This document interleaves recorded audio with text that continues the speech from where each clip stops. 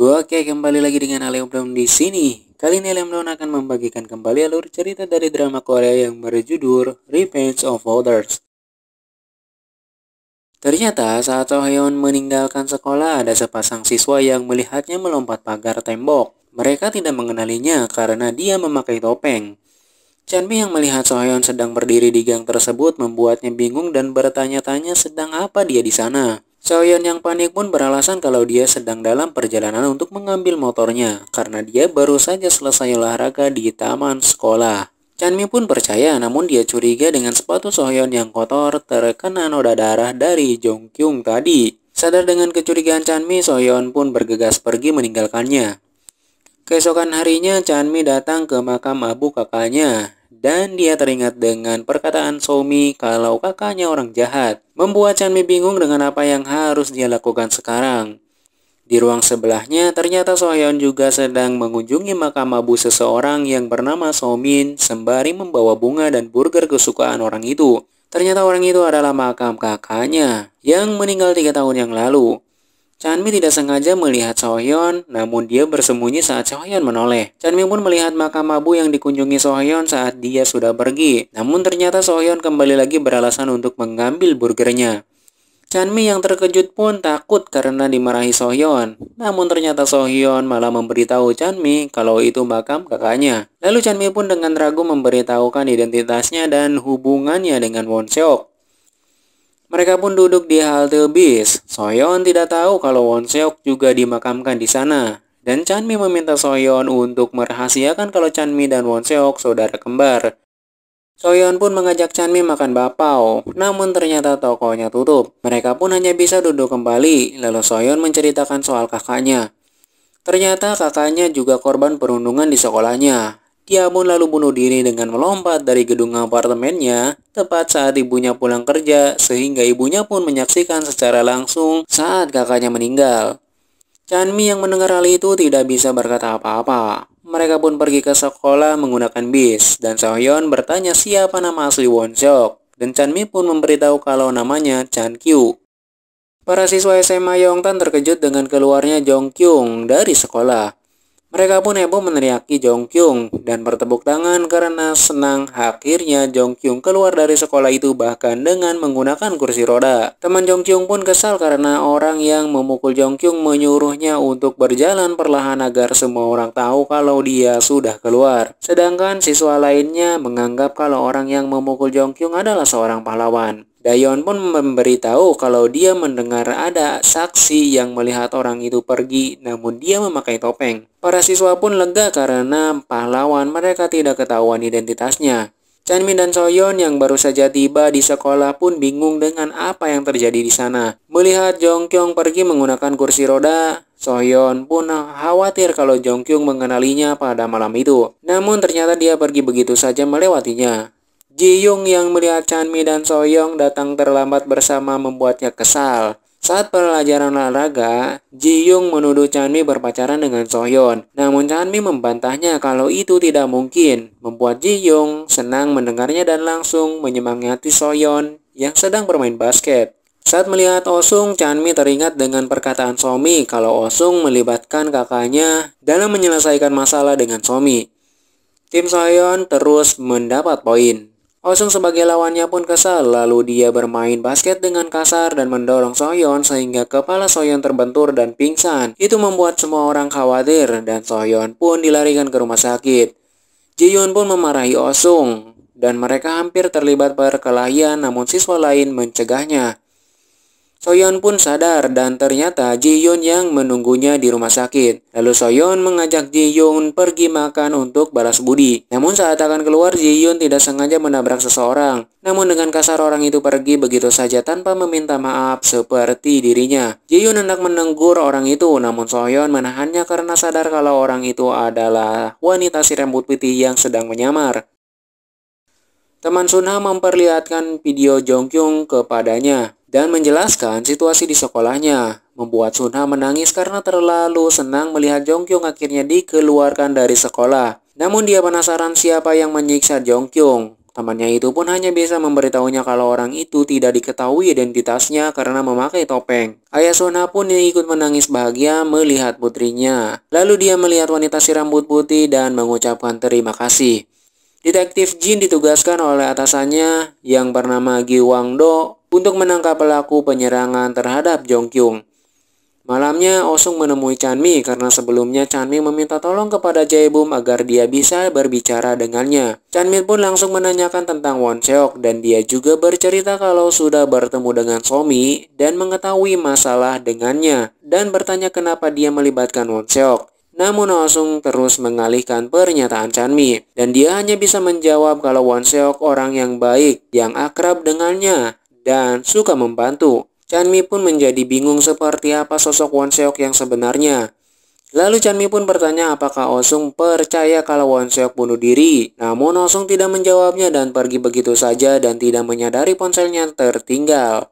Chanmi pun berusaha mengejarnya untuk memberikan ponsel tersebut dan mengejarnya sampai ke rumah Osung. Saat tiba di rumah Osung, dia pun segera memberitahu penghuni rumah kalau dia ingin menemui temannya. Namun yang keluar dari rumah itu adalah Ji Hyun. Ji Hyun pun langsung mengambil ponsel itu dan pergi begitu saja kembali masuk ke rumahnya. Lalu dia menemui Osung dan memarahinya karena sudah menemui Chanmi dan membiarkan ponselnya tertinggal sehingga membuat Chanmi mengetahui kalau mereka berdua tinggal satu rumah dan bersaudara dan meminta agar Osung membereskan hal itu karena tidak ingin tersebar gosip di sekolahnya. Wanita berambut putih itu pun menemui Sohyeon di tempat bowling dan mereka berpapasan tanpa saling menyapa. Wanita berambut putih itu pun menyimpan uang bayaran dari kesepakatan itu di loker Sohyeon. Keesokan harinya saat sedang sarapan dengan keluarga, Osung buru-buru pamit pergi ke sekolah. Ternyata dia sengaja menunggu Chanmi agar tidak membocorkan rahasia kalau Osung dan Ji Hyun bersaudara. Mengingat kalau hubungan mereka tidak akur, Chanmi pun berjanji akan merahasiakannya karena dia juga tidak peduli dengan hubungan mereka. Osung pun menawarkan dirinya yang siap membantu Chanmi sebagai balas budinya. Tiba-tiba ada siswa yang memberitahu kalau polisi datang ke sekolah untuk menyelidiki penyerangan terhadap Jongkyung. Mendengar hal itu membuat Sohyeon panik. Detektif Jin menyuruh Detektif Yung untuk memeriksa rekaman CCTV di sekitar sekolah. Sedangkan para siswa berkumpul mengusir Detektif Jin dan Jongkyung meminta mereka pergi dan tidak menangkap pahlawan mereka. Detektif Yun berhasil menemukan rekaman CCTV di gang samping sekolah dan terlihat seorang siswi mengendarai motornya berhenti sebentar dan Detektif Jin berasumsi kalau dia mungkin melihat seseorang saat berhenti tersebut, membuat mereka mencari tahu siapa siswi tersebut. Para siswa pun membicarakan kasus tersebut dan salah satu siswa berpikir kalau pelaku yang menyerang Jongkyung dan yang mendorong Won Seok kemungkinan orang yang sama. Apalagi mereka sama-sama siswa jahat. Menyadari hal itu membuat Jaebum berkata kalau dia ragu seorang pahlawan membunuh seseorang yang hanya untuk menghukumnya. Pendapat para siswa tentang kakaknya pun membuat Chanmi bingung dan membuatnya berpikir kalau pelakunya adalah orang yang sama dengan yang menyerang Jongkyung tersebut. Saat melihat Sohyeon lewat, dia teringat dengan noda darah di sepatu Sohyeon malam itu, membuatnya penasaran dan mendatangi rumah Sohyeon yang ternyata di atas pusat kebugaran. Karena pintu rumahnya tidak dikunci, Chanmi pun masuk dan mencari sepatu itu. Lalu dia berhasil menemukannya di tempat tumpukan baju. Chanmi tidak sadar kalau Sohyeon juga tiba di rumahnya. Beruntung karena ada kucing yang mengalihkan perhatiannya sehingga dia tidak jadi masuk. Mendengar suara Sohyeon membuat Chanmi panik, memasukkan sepatu itu ke tasnya dan mencari cara untuk keluar diam-diam. Namun, dia melihat Sohyeon sedang kesakitan lagi bahkan hingga mimisan, sehingga darahnya pun menetes ke sepatunya. Membuatnya berpikir kalau mungkin noda darah itu di sepatu itu adalah darah Sohyeon karena penyakitnya tersebut. Saat Sohyeon lengah, Chanmi pun berhasil pergi. Namun Sohyeon menyadari ada yang aneh, lalu melihat Chanmi yang pergi dari atas gedung tersebut. Dia pun memeriksa sepatunya dan benar saja sepatunya hilang dan pasti diambil oleh Chanmi. Detektif Jin pun menemui Chanmi dan bertanya soal CCTV itu apakah benar itu dirinya. Chanmi pun membenarkannya kalau itu dirinya. Dia pun ditanya lagi siapa yang dia lihat di sana. Chanmi yang tidak mau kena masalah pun berkata kalau dia melihat Sohyeon di sana. Dan saat detektif Jin menanyakan apakah ada hal yang aneh pada Soyeon saat itu, seketika Chanmi langsung memeluk tasnya yang berisikan sepatu Soyeon. Mereka pun segera menemui Soyeon di tempat kerjanya dan bertanya soal kejadian malam itu. Namun detektif Jin menyadari noda darah di sepatu Soyeon dan membiarkannya pergi. Keesokan harinya Soyeon bertemu Chanmi, dan Chanmi pun menjelaskan soal dirinya yang melaporkan Soyeon pada polisi. Soyeon pun menuduh Chanmi kalau dia juga mengambil sepatunya dan memberikannya kepada polisi. Namun ternyata Chanmi masih menyimpan sepatu itu dan tidak melaporkannya, lalu meminta maaf kepada Soyeon dan mengembalikan sepatunya. Namun Soyeon tiba-tiba menyuruh Chanmi untuk kembali ke sekolah lamanya, karena orang yang dijuluki pahlawan itu tidak membunuh kakaknya seperti yang dipikirkan Chanmi selama ini. Hal itu pun membuat Chanmi penasaran bagaimana Soyeon bisa mengetahuinya. Chanmi pun terus bertanya kepada Soyeon dan membuat Jaehyun marah karena dia terus mengganggu Soyeon. Dia pun mengajak Chanmi berbicara, menyuruhnya untuk tidak bertingkah karena mengetahui rahasia Jaehyun. Bukan berarti dia bisa meremehkannya. Namun Chanmi berkata kalau bahkan dia tidak peduli dengan rahasianya. Malamnya Soyeon membuang barang-barang yang dipakai dalam penyerangannya terhadap Jongkyung. Dan saat dia akan membuang sampah itu, dia terkejut dengan kedatangan detektif Jin.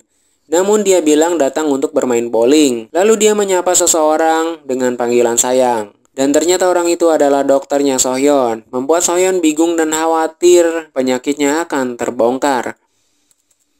Keesokan harinya Chanmi mendapatkan pesan aneh di lokernya yang menyuruhnya datang ke ruang auditorium sepulang sekolah jika ingin mengetahui sebuah rahasia. Dia bingung siapa yang mengirimkannya dan kebetulan melihat Soyeon dan Jaebum yang berada di dekatnya. Chanmi pun menunggu di auditorium dan seseorang yang misterius mendekati kucing makan siang. Karena penasaran dan sudah lama menunggu, Chanmi pun pergi ke balik tirai. Namun tiba-tiba saja seorang memukulnya hingga pingsan dan orang itu bahkan membuka ponsel Chanmi.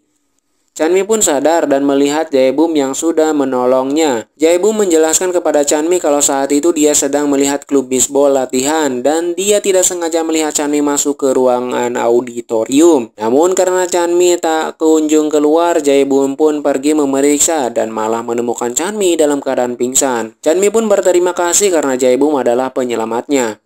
Di sisi lain, Soyeon pun merasa lega karena dia sudah membayar tagihan perawatan ibunya.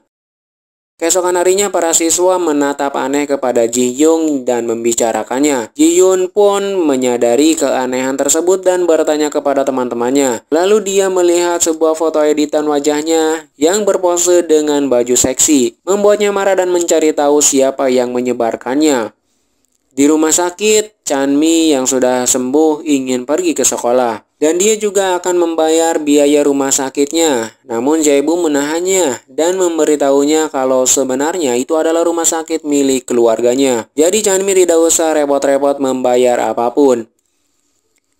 Ji-hyun pun menemukan pelaku yang menyebarkan fotonya. Ternyata orang itu adalah Daeyeon. Tidak terima dirinya disalahkan, Daeyeon pun mengaku kalau dirinya mendapat foto itu dari Chanmi. Dia pun menunjukkan isi pesan dengan Chanmi sebagai bukti. Sialnya, Chanmi yang baru saja pulang dari rumah sakit malah datang tepat waktu dan membuat Ji-hyun marah dan menamparnya. Chanmi pun bingung tidak tahu apa-apa. Jaebum pun hanya bisa melihatnya. Dan saat akan menampar Chanmi lagi, tiba-tiba Soyeon muncul menghadangnya dan membawanya Chanmi pergi dari sana.